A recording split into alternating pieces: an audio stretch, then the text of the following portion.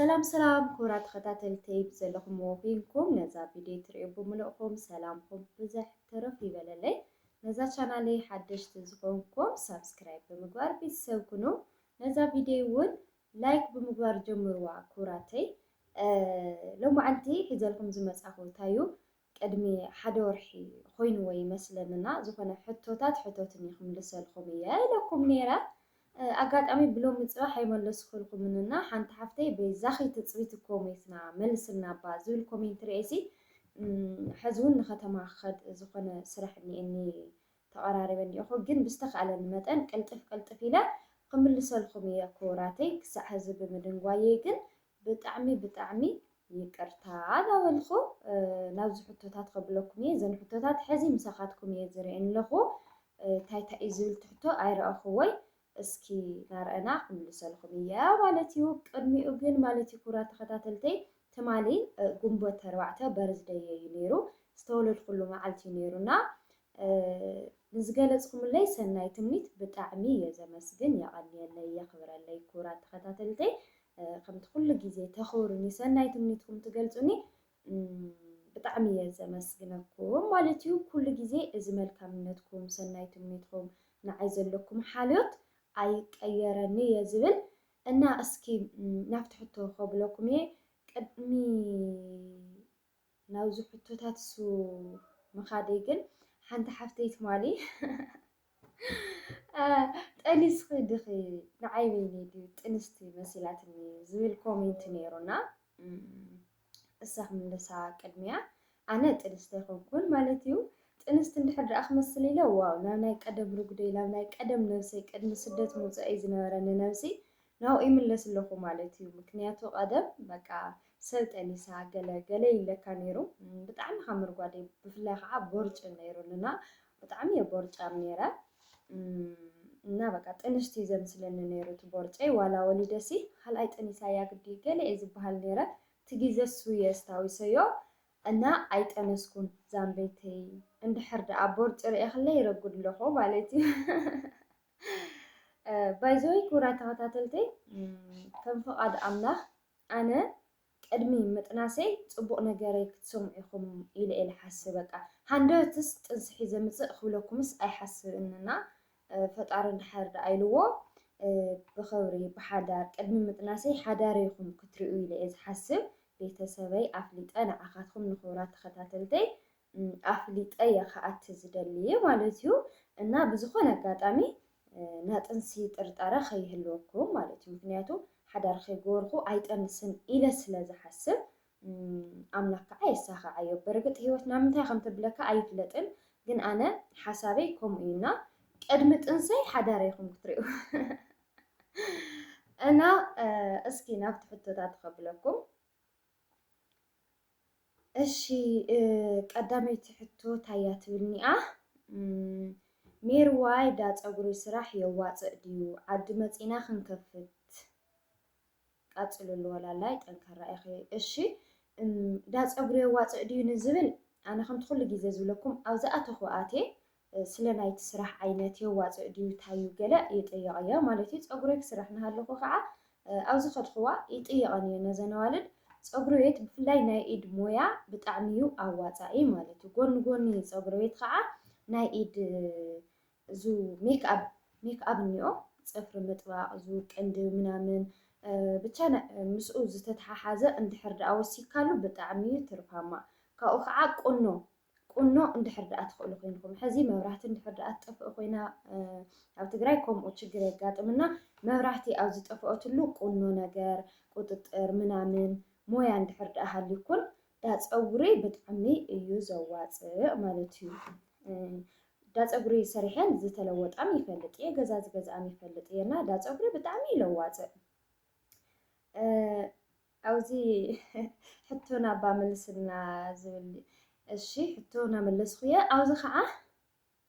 ሕቶ የብለይን ግን ፍቕረይ ክገልፀልኺ ብጣዕሚ ንፍዕቲ ኢኺ ዩቱብ ብዘይ ምቁራፅ ኢኺ ትሰርሒ ዋው ኮንፊደንት ኢኺ ብጣዕሚ እየ ዝፈትወኪ ፅሬተይ ኢላህንላ ጀርየ የኔ ቆንጆ ኣነም ብጣዕሚ እየ ዝፈትወኪ ክብርተይ የቐኒየለይ ዝሓፍተይ ዩቱብ ኩሉ ግዜ ብዘይ ምቁራፅ እየ ዝሰርሕ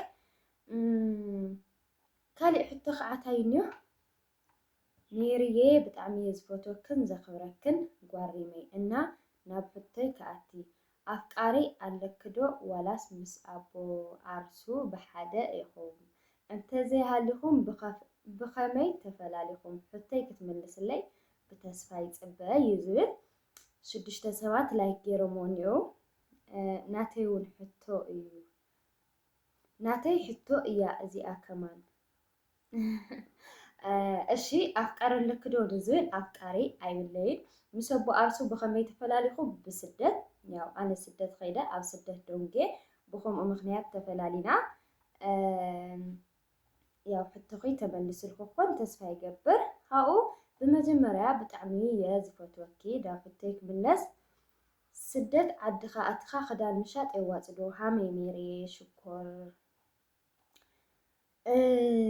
ዳኽዳውንቲ ኣነ እንድዒ ዳኽዳውንትስ ክጥይቖም ናሃለኹ ኣይፈልጢ ብሓቆም ድዮም ከመዩ ትርፋማ ኣይኮነን እዮም ዝብሉ ግን ንእሽተይ ብንእሽተይ ተኾይኑ እዩ ብንእሽተይ ተኾይኑ ወይ ከዓ ብቻ ኣብቲ ክዳን ኣብ ቡቲክ ነገር ይመስለንና ኣብ ከምኡ ብዙሕ ኣፍልጦ ይብለይ ግን ክጥይቖም ናሃለኹ ዕጉባት ከም ዘይኮኑ ሓደሲ ቅድሚ ስደት ምኻደይ ዝፈልጦ ሰብ ነይሩና ስለ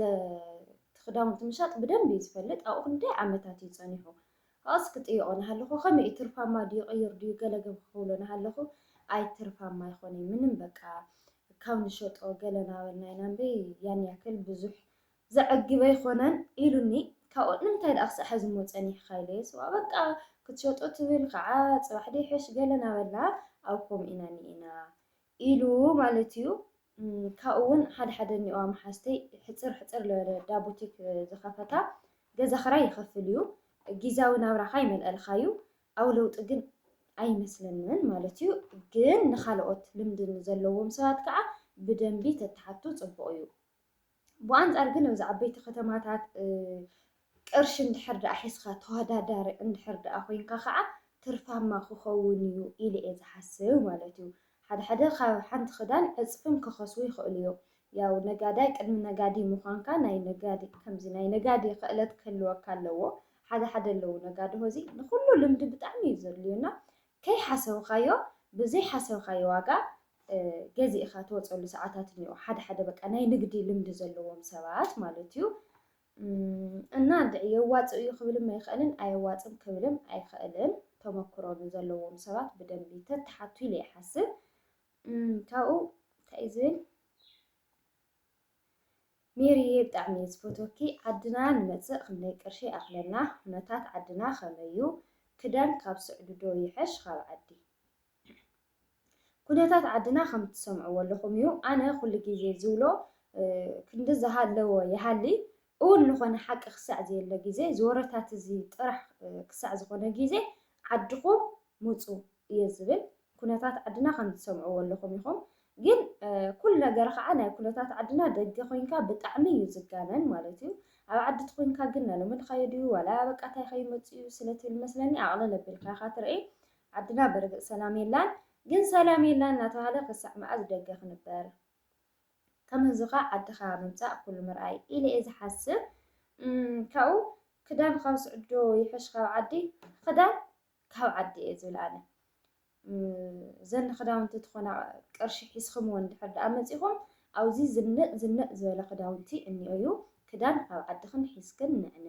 ማለት ካብ ዓድኽን ገዛእካኡ ብዙሕ ተዘይትኸስራ ይብል ካብኡ ክንደይ ቅርሺ ኣኽለና ንዝብል እንታይ ድዩ ኣቑሑት ገዚአ ናይ ባዕለይ ናብራ መስሪተ ገለ እንድሕር ደኣ ትብል ኮይንካ ብዙሕ ወፃኢታት እዩ ዘድልየካ ግን ኣብ ሓደ ካብ ስደት ዝተመለሰ ኣሕዋተይ ከዓ ዝሪኦ ማለት እዩ ምንም ብፍላይ ቆልዓ ዘይብለን ገለ ወይ ከዓ ቆልዓ ሃልይወን ምስ ወለደን እንድሕር ደኣ ዘቕምጦኦም ኮይኖም ናይ ባዕለን ናይ ስራሕ ገዛ ይካርያ መደቀሲተን ንእሽተይ ፍርናሽ ገይረን ኣቕልል ኣቢለን ማለት እዩ ሓደ 400 ብ400 ዝተለዓላ እኒአዋ ብ600 ዝተለዓላ እኒአዋ ግን ክጥይቆም ሃለኹ بخلتم إتيم لسرح سرحتني خمس دا بجامة نجار ألو أو كونتينر ديل بهالكونتينر مسالي بتشا بقلل البلم كتجمر تخليها خمزين دابو حزي زا ماشين خنديار نبرت أو طيقو ساعات 8 إلوني مثلا تهزي تجاجي أرجعتني أخونا نايزا ماشين دابو تجزء كاو 5 كيلو ويخع كونتال تشمل يزدلكا كونتال حرج كاو سرحتني منام جد خلاي قال قلل زبالة مالتي كساع خلتم يتشح كالعلاكاس يخلي بقى وانا زي بتشننا تخيلكم جن قرش زمسلو ነገር የለይ ቅርሺ ማዓት ሒዝካ ምጻእ ጽቡቕ እዩ ግን በቃ ትናይ መጨረሻ ከልዕለና ዝኽእል ገንዘብ ተይልኩም ግን 200 250 300 ዝተሓተ ስራሕ ክሰርሕ እየ ችግር የብሉን እንድሕር ደኣ ትብሉ ኮይንኩም ማለት እዩ ከምኡ ይሓስብ እዚ ናተይ ኣስተያየት እዩ በቃ ኣነ ከም ሜሪ ዝሓስቦ ሓሳብ እየ ዝዛረበኩም ኣለኹ ከም ዝጠየቅክዎ ከም ሓደ ነገራት ክሪኦ ኣለኹ ማለት እዩ ካብኡ ሓንቲ ሓፍተይ ከዓ ዓደይ ከኣቲ ለስ ኩነታት ትግራይ መቸስ ናይ መብዛሕትኡ ስደተኛ ብዝሕስ ሰዓት ሓሳብ በቃ ዓድና ንኣቲልና ኩነታት ትግራይ ተሓሳስበና ኣሎ እዩ ዝብል ያው ኩነታት ትግራይ ምንም ክትገብሮ ይትኽእልን ኣንሕና ኣብ ኢድና መፍትሒ ክነምፀሉ ክሳዕ ዘይከኣልና ግዜ ንነገራት ምግፋጥ እምበር ሓዚንካ ተምፅኦ ነገር የለ ገለ ተምፅኦ ነገር የለ ግን ከም ሓደ ትግራዋይ ንትግራይ ናብ ኩናት ዘእቲ ንትግራይ ናብ ፖለቲካ ዘእቲ ንትግራይ ናብ ፀረ ሰላም ዝኾነ ነገራት ዘእቲ ነገራት ከም ኣንሕና ክንገብሮ ዝግባእ ፖለቲካ ዘይንፈልጦ ነገር ተዘይንዘባርቕ ኣፈላላይ ተነይንሰብኽ ብፍቕሪ በቃ ፍቕሪ ብፍቕሪ ተንረዳዳእ ሓድነት ተንሰብኽ ኣንሕና ቢያንስ ንእሽተይ ፍቕሪ ንእሽተይ መፍትሒስ ክንገብር ክንምፅእ ንኽእል ኢና ከም ትግራዋት ኩለና ማዕረ ኮይና ናይ ሓሳብ ኣፈላላይ ከም ዘሎ ኮይኑ ነገር ግን ነቲ ሓሳብ ኣፈላላይ ስኢልካ ብባእሲ ብጥላቻ ብኒሕካ ህልኸ ይህልካ ከይኮነሲ በቃ ከም ሰብ ተረዳዲእኻ ንትግራይ ክሳዕ ዝሓለኻ ግዜ በቃ ናብ ሓደ መስመር ንኽትመፅእ ብሓሳብ ምርድዳእ እዚ ነገር እዩ ካባና ፅበ ነገር እምበ ካልእ እንታይ ካብዚ ንላዕሊ ክብል ኣይክእል ችኩል ይብለኹም ብጣዕሚ ይቅርታና ብጣዕሚ ስለዝሃፀፅኩ እየ ዓብይ ሰርፕራይዝ ሒዘልኩም ክመፅእ እየ ማለት እዩ ተዳልዩ ፅባሕ ወይ ድሕሪ ፅባሕ ዓብይ ሰርፕራይዝ እኒአኒ በዚ ኣጋጣሚ እና ናብኡ ሕፅፅ ዝብለኹ ካልእ እንታይ እዩ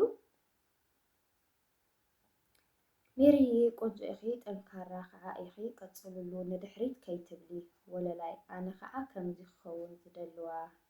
ከማኺ ክኾን እየ ዝደልዋ ቴንኪዩ ዛንቤተይ ይቐኒየለይ ካብኡ ናብ ሕተይ ከኣቱ 250 ካሬ ገዛ ኣለኒ ሕጂ ዶ ክሰርሖ ዶ ከመይ ይመስለኪ ኣማኽርኒ ዝያዳይ ይብል ቀዳማይ ሕቶ ገዛ ህዝቢ ምስራሕ ዶ ይዋፅእ እንታይ ንትብሉ በርግጥ ሰባት ክጥይቅና ኣለኹ ሓደ ሰብ ትነዳዲ ተኣትዩስ ከቐንሱ ይብል ሓደ ሰብ ሓንቲ ግዜ ላዕሊ ተበፂሓ ኣይተቐንስን ይብልና ሰብ ከከም ኣመለኻኽቱ እዩ ዝዛረብሎ ግን ኣብ መጀመርታ ፅንሕ ምባል ዶ ይሕሽ ኢለ ነይራ ኣብ ህዝቢ ኮይነ ክሓስብ ንሃለኹ ከዓ እቲ ነገራት ናገደደ ክኸድ ንሃለየ ምስራሕ ዶ ይሕይሽ ላብ ምባል ትመፅእ ማለት እዩ እቲ ዶላር እቲ ገንዘብና እውን ስለዝሓስርሎ ግዜ ብዝወሰደ ቁፅሪ ነዳዲ ከይኣተወ ብዝፀንሐ ቁፅሪ እቲ ዶላርና ገንዘብና እውን ሲ ብጣዕሚ ሕሳር ስለዝኸውንሎ ምስራሕ ይሕሽ ኢለ እየ ዝሓስብ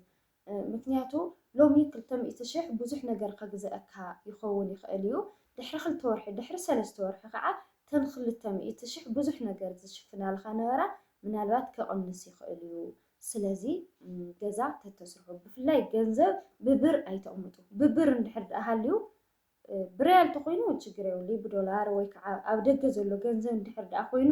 ብኡ ልክዕ ምንዛሬ ወይ ከዓ ሸርፊ ስለዝሕግዘካ ኣብኡ ተፀንሐ ፅቡቅ እዩ ገንዘብ ኣብ ናይ ኢትዮጵያ ባንክ ካብ ምቕማጥ ብብር ካብ ምቕማጥ ግን ኣብ ዝኾነ ነገር ኣብ ዝኾነ ኣቕሓ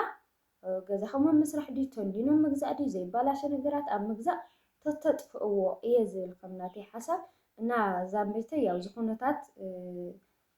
ምንም ክቕየር ስለዘይመስል ብፍላይ ትና ነዳድስ ግዜ ስለዝወስድሎ ሲ ገዛ ሕዚ ምስራሕ ይሕይሽ ኢለ ይሓስብ ካልኣይ ሕቶ ዝሓተኪ ዓርሱኻ ክትመፅእ ድያ ናባኺ ዓርሷ ይዋ ክትመፅእ እያ ሕዚ ለዛ ብጣዕሚ ሓፂፃኒኣ ኣነ ብጣዕሚ ሓፂፀኒኹ ክልተ ወርሒ ገለ የንቀረይና ኣኒዋ ንኽትመፅእ ሳልሳይ ሕቶ ዓድና ኩናት ኣሎ ድዩ ፈራሕና እኳ ብፍላይ ስደት ዘለና ኣሕዋትኪ እንታይ ትመክርና እዚ መሊሰዮ እየ ሓምሻይ